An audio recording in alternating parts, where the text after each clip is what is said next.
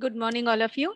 In today's session, we are going to discuss with CSIR NET JRF Chemical Science, June 2015, Part C, Series 7.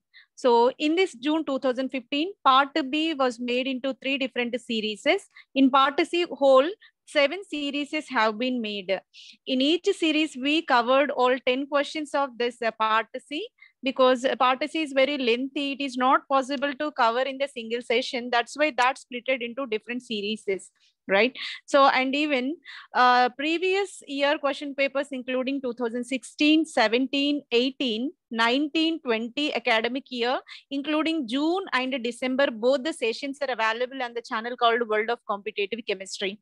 This kind of previous year question paper, that too very standard CSIR NET JRF Chemical Science question paper, will help you for preparation towards any competitive exam and entrance examination as well, right? If you are aspirant of research, that will be very much helpful for your further preparation. Let us enter into our actual topic.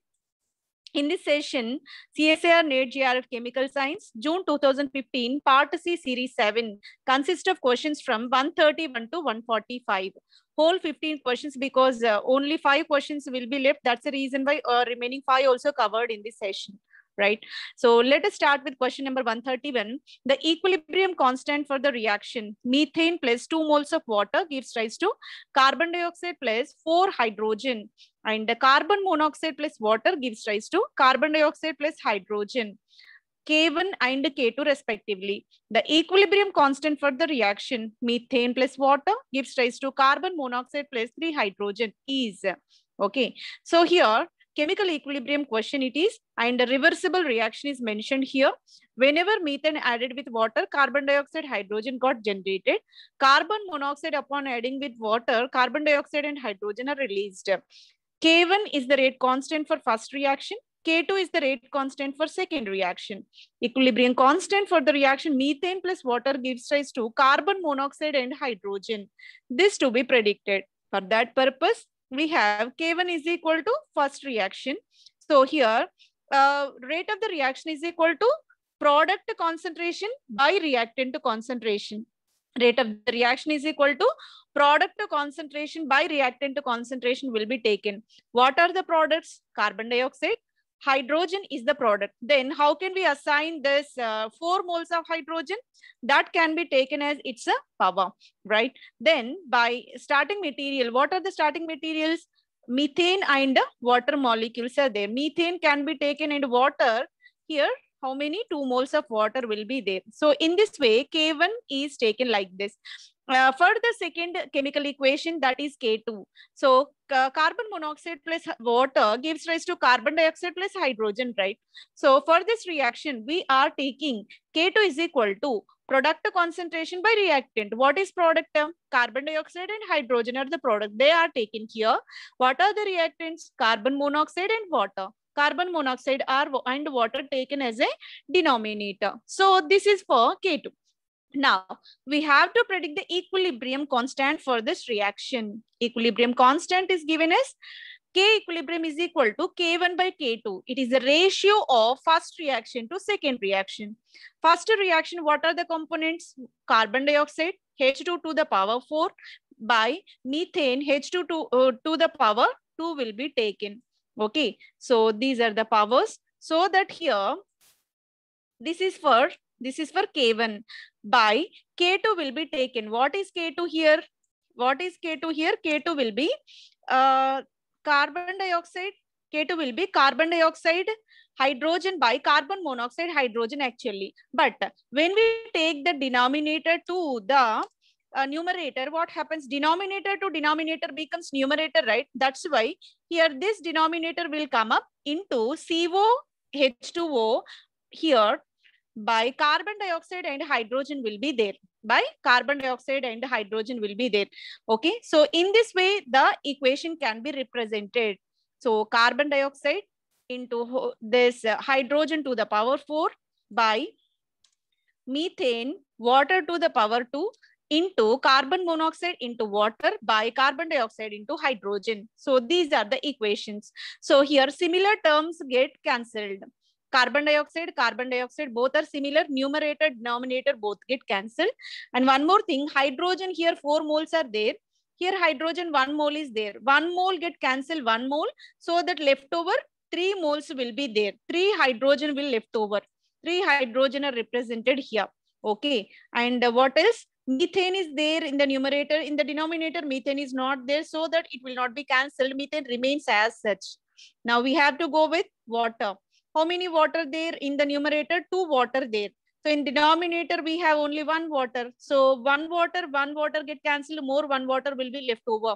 So that will be stay like this. So here carbon monoxide, H2 to the power 3, methane and water will left over. So here K equilibrium is given by K1 by K2. K equilibrium is given by K1 by K2. That is given in the option number 3. For question number 131, option number 3 is the correct answer. Let us move on to question number 132. Consider the progress of system along the path shown below in the figure. Delta S B to C for 1 mole of the ideal gas then given by. Okay. So it is the question given from thermodynamics. Adiabatic process was given, right? So this is the process delta S. Delta S is nothing but change in the entropy from B to C.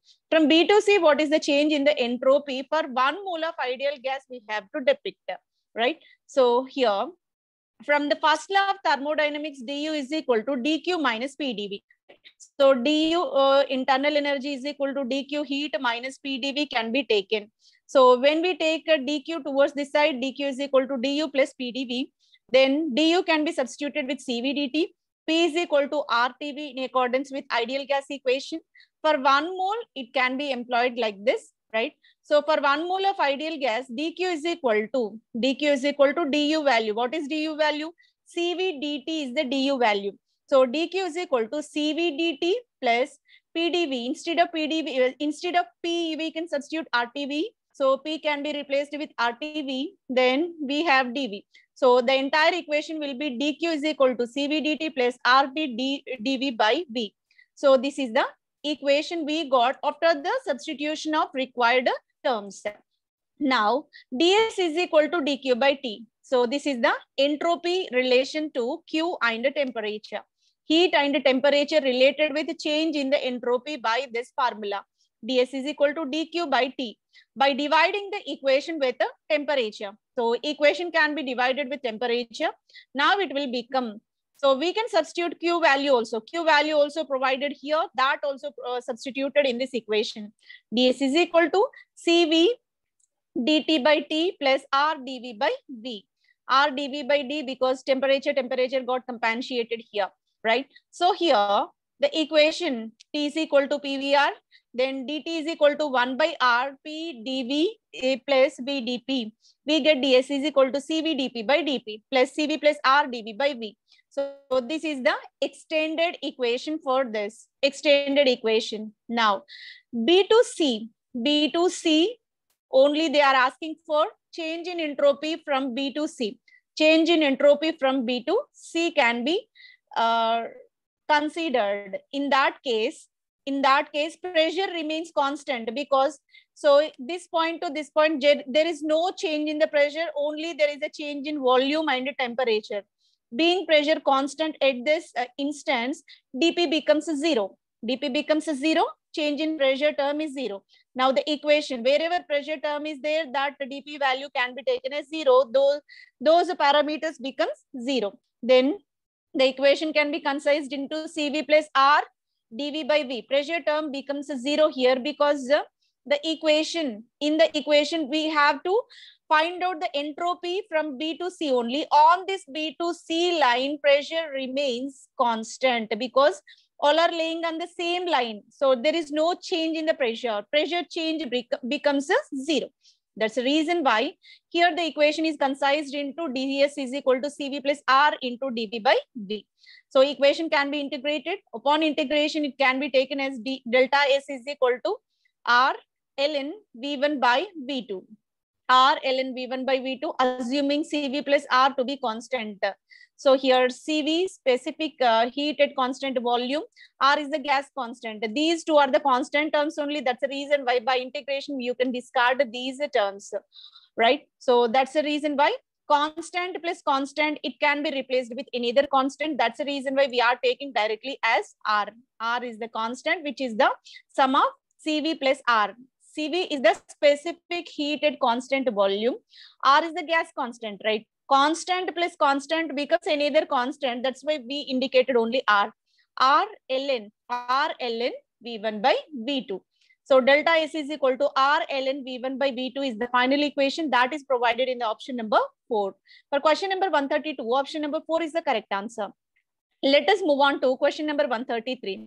The thermodynamic equation that relates chemical potential to the composition of mixture is known as.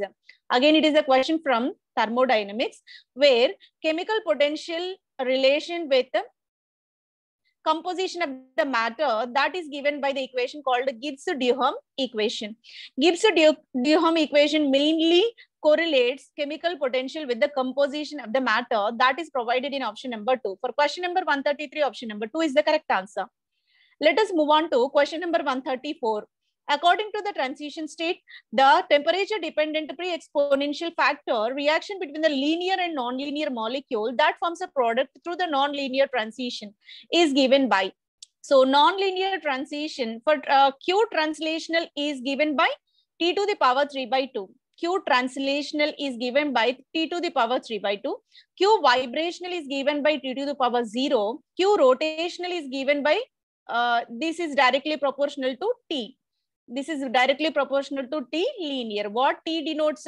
T denotes temperature, right? So here, partition function is given by Q. Q translational, Q vibrational, Q rotational can be taken here. So if it is linear, Q rotational proportional to T. So if it is non-linear, Q rotational is proportional to 3 by 2. So it should be 3 by 2, right? So here, for the equation, we have to sum up both linear and non-linear, so that here non-linear function will be given. That is taken as A is equal to K B T H Q hash Q A Q B. Q A Q B can be taken, right? So from this equation, when we substitute A value here, temperature dependent, thus it can be calculated in terms of partition function from the above equation. Partition function. So here, A denotes what? In case of this equation, A denotes pre-exponential factor. A denotes pre-exponential factor, and whatever Q values, what are Q values? Partition functions are given. All are taken in this manner: T1 into T to the power 3 by 2 into T to the power 3 by 2 into T to the power 0 by T1 into T to the power 3 by 2, T to the power 3 by 2, T to the power 3 by 2 can be taken. If we do all these calculation, it is taken as T to the power minus 1.5, right? So this is a question 134. The suitable answer will be option number 4. Option number 4 is the correct answer. Let us move on to question number 135, right? So here, for a given ionic strength, rate of the reaction is given by log K by K naught is equal to minus 4 into 0.51 into I to the power 1 by 2, which is the following reaction follows the above equation, right? So here it is the question from chemical kinetics where log K by K naught is equal to minus 4 into 0.51 into I to the power 1 by 2 is given here, right? So let us see the equation in general. General equation we are going to check. What is the equation? Log K2 is equal to log K naught plus A mod Z plus Z minus 2 into root I can be taken. I denotes ionic strength. Z plus denotes what charge present on the cation. Z minus denotes charge present on the anion. Okay. So in this way, the equation is given. This is the equation in accordance with Debye-Huckel law. This is the relation which is given by Debye-Huckel law. Debye-Huckel law mainly used to correlate rate of the reaction with its ionic strength. What is meant by ionic strength? that is denoted by I. Okay. Now, within the problem, they gave some parameters. Let us map up these two. Log k by k naught is equal to -4 into 0.51 into I to the power 1 by 2. Right. So here, according to this equation, we can take these two as a ratio. Log k by k naught can be taken as a ratio. Now, -4 exactly is equal to -4 exactly is equal to z plus and z minus. -4 is equal to z plus and z minus. Right? A is equal to 0.51. A becomes a 0.51. Then I to the power. If we remove this I, if we remove this root, that will become I to the power half. Okay. So here in this equation, here -4 denotes what? -4 z plus and z minus. This is an important parameter from which we can predict which equation is the relevant one. Okay. For that purpose, we have mod z plus and z minus whole square is equal to -4. Right. So if you are taking 2 plus -1. So if we substitute this 2 plus -1 whole to the power 2. Okay. So in that case, it will give the equation. The final answer will be -4. That means cation charge will be taken as 2. Anion charge will be taken as -1. If we take the square of both the things, what happens? That value exactly is equal to -4. That is provided in the problem. So in accordance with that, Z plus value, that means cation charge +2 is there in the second option. Anion charge -1 is also there in the second option. In the first option, -2 plus 1 is there. That is not required. 0 -1 not required. +1 -1 not required. Only the thing we require is +2 and -1, that only provided in option number 2. So from which relation we carried this equation, we solved this problem based on Debye-Hückel law. What is Debye-Hückel law? Debye-Hückel law gives that, so rate is directly related with its ionic strength. The interrelation between rate of the reaction with its ionic strength is given by the equation called Debye-Hückel law.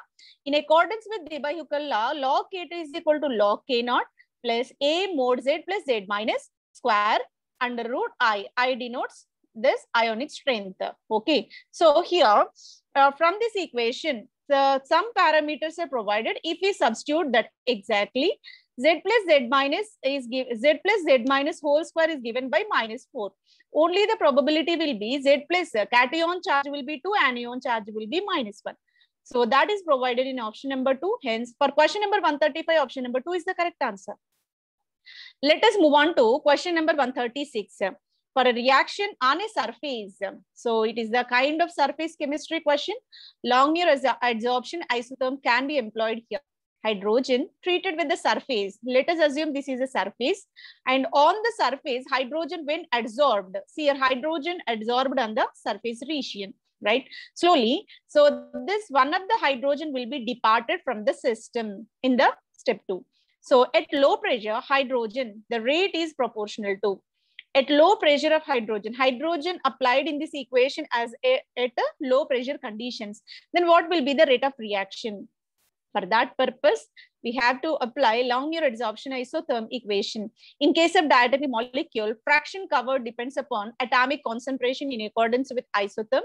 QH is equal to KH and H to the power 1 by 2 by 1 plus KH into H to the power 1 by 2. So, according to this, K is the constant for hydrogen. KH denotes what H should be. H should be subscript. Sorry for this. So here, Q theta H is nothing but theta denotes what? Fraction covered by hydrogen atoms. Theta denotes fraction covered by hydrogen atoms. K denotes a proportionality constant for hydrogen atom. Then Q is directly proportional to H to the power 1 by 2. Q is directly proportional to, sorry, theta is directly proportional to H to the power 1 by 2. That is provided in the option number 3. For question number 136, option number 3 is the correct answer. Rate is directly proportional to. Rate is nothing but fraction covered on the surface is nothing but rate of the reaction, because being it is a slow step. Slow step is always considered as a rate determining step. Extent of surface cover is a slow step. That's the reason why theta hydrogen is nothing but fraction of area covered by hydrogen atoms is the rate determining it directly proportional to the hydrogen to the power 1/2. That is given number 3. For question number 136, option number 3 is the correct answer. And the next question 137, the temperature dependence of electrochemical cell potential is the question from electrochemistry, where here electrochemical cell potential temperature dependence mainly present for delta S by NF. Delta S by NF. Temperature dependence of electromotive force mainly for a galvanic cell at thermostat. Thermostat is nothing but temperature neither be emitted nor be absorbed. So in that case, there is an equilibrium. And measuring the cell potential with suitable temperature, we have the formula delta S is equal to NF into delta E by delta T at a constant pressure. That is given in the option number 3. For question number 137, option number 3 is the correct answer, right? Let us move on to question number 138. A single particle partition function for a certain system has a form of F is equal to A into B into E to the power BT. The average energy per the particle will then be, K is denoted as a Boltzmann constant. For this equation, what we have to depict? The average energy per the particle to be calculated. Average energy is required to be calculated. For that purpose, average energy of the particle single partition function is nothing but sum of the microstate energies weighed by their probabilities. Sum of the microstates will be taken. E is given as minus delta F by delta B. Minus delta F by delta B, which is given as KBT square delta ln F by delta T. So this is the extended equation. Whereas F is equal to A into B into E to the power BT. Already this is given within the problem. F is equal to A into B into E to the power BT. What is F? Single particle partition function is given as F. So that value is provided within the equation. Differentiating F with respect to temperature. The equation can be differentiated with temperature. Now delta ln A V E B T by delta T is equal to B. So this entire equation, this entire term becomes a B. Now E is equal to KBT square B. So remaining entire term will be is equal to B. That's why here E is equal to KBT square B. So E is equal to KBT square B. So the average energy is given as KBT square B. KBT square. So KBT square is provided in option number 2. For question number 138, option number 2 is the correct answer. Let us move on to question number 139. The indistinguishability correction in the Boltzmann formulation is incorporated in the following way. N denotes total number of particles. F denotes single particle partition function. Right? So indistinguishability correction in the Boltzmann formulation to be predicted. For that purpose, total partition function can be written as a single particle partition function, that is Q is equal to pi Qi. Q is equal to pi Qi will be taken, right? Here, for all the particles, the Q value is taken as same. It means that Q is equal to Qn will be taken, right? Then finally, the equation can be represented as Q is equal to Qn n factorial. Q is equal to Qn n factorial will be taken. So that's the reason why now F to the power n replaced with F to the power n by n factorial. That is given in the option number 2. For question number 139, option number 2 is the correct answer, right? Let us move on to question number 140. This is the question from photochemistry. So chemical kinetics applications of photochemistry.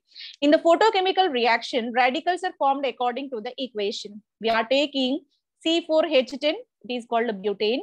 Upon treating with H nu, light irradiation, so it proceeded with K1 rate of the reaction, and it will be fragmented into 2 particles of C2H5 radicals. C2H5 radical, C2H5 radical combined by K2. K2 is the rate constant for the combination of these two, and C2H6, one molecule, C2H4, another molecule will be formed. So there is a possibility of one alkane, one alkene. This proportionation reaction got carried here. This proportionation reaction got carried. right? So in this way, rate of the reaction got carried. K1 denotes what? Starting material to radical intermediate. Two radical intermediates combined to give two products, that is proceeded with K2. And being first reaction is reversible, so ethyl radical back converted into butane by K inverse rate constant. So here I denotes what? Intensity of light absorbed. So how much light we are giving, that H nu is nothing but I, intensity of the light we are giving to this reaction. The rate of the overall reaction is proportional to. Overall reaction is directly proportional to what? So that is required. That purely depends upon rate determining step. What is meant by rate determining step? Rate determining step where rate of the reaction is slow, where we can assume, we can analyze the entire reaction in the slow manner, that is said to be rate determining step. Which is called rate determining step here? Step 1 is the rate determining, where cleavage of this butane leads to form C2H5 radical is called rate determining step. That's the reason why this intensity of incidental light is directly proportional to K1. Intensity of incident light directly proportional to K1, then rate of the reaction directly proportional to I. Okay, so here correct answer will be first one. So this is chemical kinetics application to photochemistry. I'm repeating one more time. First we are taking butane, light is irradiated on this, it will be dissociated homolytically and two order electronic containing ethyl radicals are formed. This is slow process denoted as rate determining step. Wherever rate determining step is there, so that is directly proportional to intensity of the radiation applied. Okay, extent of light intensity, that extent of dissociation of this molecule to give the ethyl radical is possible.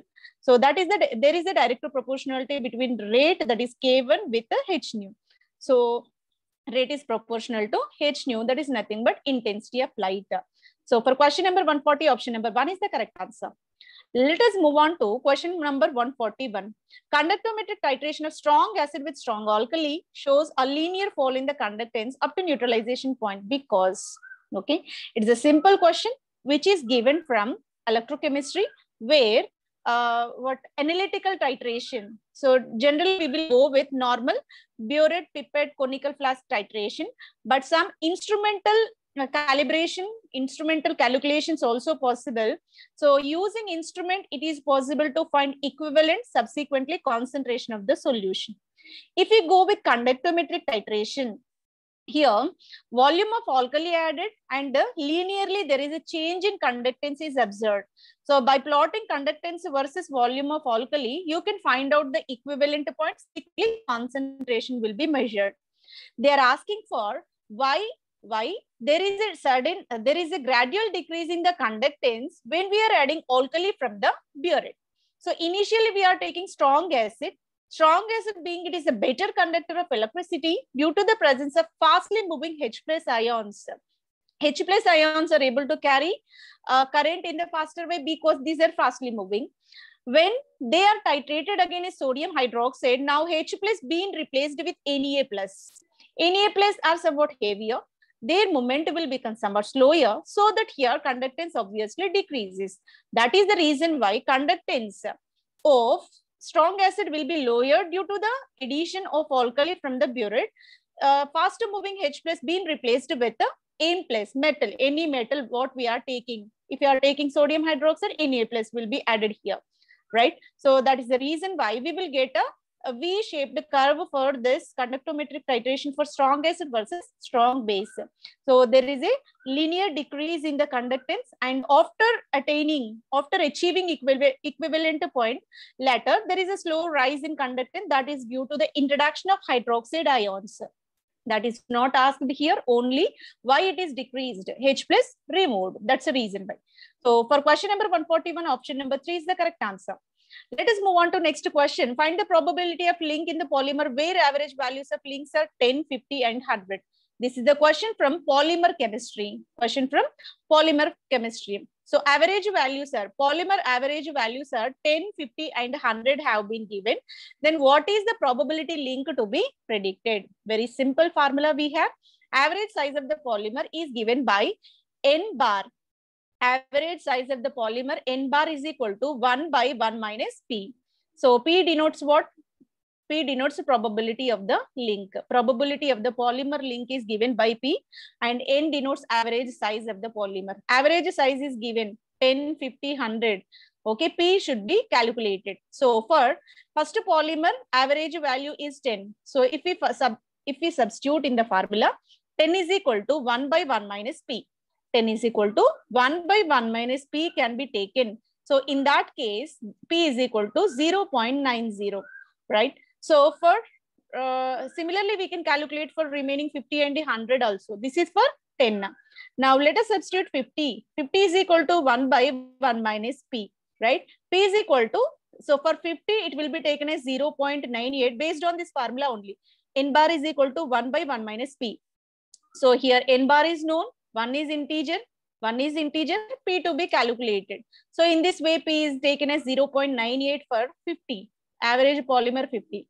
So if average polymer value is 100, 100 is equal to 1 by 1 minus P can be taken, whose P value is equal to 0.99. 0.90 for 10, 0.98 for 50, 0.99 for 100. That is given in the option number 3. 0.90, 0.98, 0.99. For question number 142, option number 3 is the correct answer. Let us move on to question number 143. The stability of leophobic colloid is consequence of. What is meant by leophobic colloid and leophilic colloid? This is a question from surface chemistry and colloids, right? So leophobic, leophilic colloid is nothing but which having strong intensity to bind with water is called leophilic, which having least intensity to bind with water is called leophobic colloids. Okay, if you are taking gelatin or starch, when starch added to water, it easily mixed with water and it will make a colloidal solution. But when we add gold to water, gold will not mix with water, so that it can be considered as a leophobic colloid. So in that case, leophobic colloid, how can we impart stability? How can we impart stability? That is purely because of electrical double layer. Right, so electrical double layer can be originated on the surface of surface of the colloid. Electrostatic interactions will be generated, being both are positive and negative. Both the charges, double layer denotes what? One positive terminal, another negative terminal will be there. They are bounded by electrostatic forces of attractions due to the generation of double layer between the colloidal particles.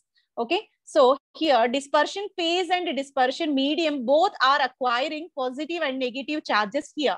Dispersion phase and dispersion medium are acquiring opposite charges, so that electrostatic repulsions are generated which impart the stability. That is given in the option number 4. For question number 143, option number 4 is the correct answer. Let us move on to question number 144. The conductometric experiment for the estimation of acid dissociation constant, acetic acid, the following values were obtained in 4 set of measurements. Here, it's very clear that conductometric experiment is going to be carried for acid dissociation constant of acetic acid. Acetic acid is titrated. So conductometric experiment got carried in that acid dissociation constant to be predicted. Right, the following values were obtained 4 set of measurements. So experiment carried in 4 different sets by changing the concentration. In one set we got 1.71 into 10 to the power minus 5. In the second set 1.77 into 10 to the power minus 5. Third set 1.79 into 10 to the power minus 5. Fourth set 1.73 into 10 to the power minus 5. These are the various reactions which got carried for acid dissociation constant by the conductometric titration for acetic acid. What we have to measure? The standard deviation data would be, what is the standard deviation that to be predicted? For that purpose, mean of all these values should be taken. Mean of all these values should be taken. So here, first we have to calculate the mean. After calculating the mean, they can be squared. So squaring of all these and the squared difference can be taken. Squared difference can be taken. So by taking mean of all these and followed by taking the difference of their squares. So by doing all this calculation, we substituted all the values in this equation. So that can be taken. Whatever terms are there, entire calculation have been carried for this one. letter. The final answer will be 0.30 into 10 to the power minus 5 minus 0.039 into 10 to the power minus 5. So standard deviation can be taken by this one. So what is the pattern here? We are taking different four set reactions for acid dissociation constant for conductometric titration of acetic acid. So in order to find out the standard deviation, we have to take the mean and they get squared, and the difference between the squares can be taken. So difference between the squares are nothing but 0.030 into 10 to the power minus 5 minus 0.039 into 10 to the power minus 5. Okay. So this is the correct answer. For question number 144, option number 3 is the correct answer. Let us move on to question number 145. It is the chemistry. It is the question from solid state chemistry. Silver crystallizes in face-centered cubic. Second order diffraction angle is X-ray. Lambda is equal to 1 angstrom. 1 plane of the crystal 30 degrees. Therefore, unit cell length of the crystal. Unit cell length denotes what? A. Here it is the question purely based on Bragg's equation, where Bragg's equation states that N lambda is equal to 2d sine theta. Here, second order diffraction will be taken. Second order diffraction denotes what? N is equal to 2. Then what is the lambda value? Lambda value is given as 1 angstrom. What plane was given? 1 plane was given here, right? And theta value, what is the angle? 30 degrees angle also provided here. Sine theta is given by 1/2. Now, let us substitute in this equation. So, N lambda is equal to 2d sine theta is given here. N is 2. Lambda is equal to 1 angstrom. 2 into sine theta is sine 30 degrees. D is unknown to us. D value is unknown to us. 2 angstroms was given. Okay, since the 30 degrees, sine 30 degrees, nothing but 1/2. When we are substituting here, 2 into 1/2, 2 get cancelled here. 2 angstroms will be the value for this one. Now, D is equal to, so here this is a value for 2 angstroms for what? 2 angstroms for D, distance. Now, we know that D is equal to A by root H square plus K square plus L square. H square, K square, L square values are called Miller indices. H, K, L are called Miller indices. If we substitute here, distance is equal to A by root H square plus K square plus L square. Here, what plane is given? 1 plane is given. H value is 1, K value is 1, L value also 1. So let us substitute. D is equal to, what is D value? D is equal to 2 here, right? 2 is equal to A by root 1 square plus 1 square plus 1 square. Let us elaborate. So here, let us elaborate to some extent. Here 2 is equal to root 1 square plus 1 square plus 1 square can be taken, right? Here 2 is known, A is to be calculated, that is only called unit cell length. So A by under root 1 square plus 1 square plus 1 square. Now A is equal to 2 into, so 1 square plus 1 square plus 1 square is nothing but root 3. 2 into root 3, it can be taken as 3.464 angstroms. So that is given in the option number 4. So when silver crystallizes, here unit cell length will be A is equal to 3.464 angstroms. So for question number 145, option number 4 is the correct answer. So by this, we completed June 2015 entire question paper. I think it will be very much helpful for your CSIR NET GRF question paper entrance examination preparation. And if you are preparing for any other entrance exams also, it will be very much helpful. Thank you very much for your consistent listening. Thank you one and all.